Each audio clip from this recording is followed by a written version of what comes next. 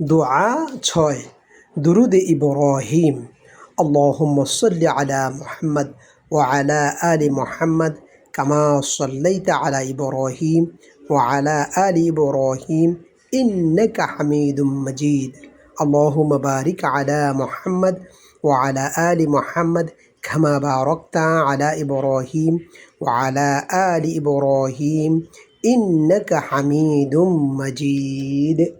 অর্থ: হে আল্লাহ, আপনি আমাদের নবী মুহাম্মদ সাল্লাল্লাহু আলাইহি ওয়াসাল্লাম ও তার পরিবার পরিজনের প্রতি রহমত বর্ষণ করুন, যেভাবে বর্ষণ করেছেন ইব্রাহিম আলাইহিস সালাম এবং তার পরিজনের প্রতি। নিশ্চয়ই আপনি প্রশংসিত ও সম্মানিত।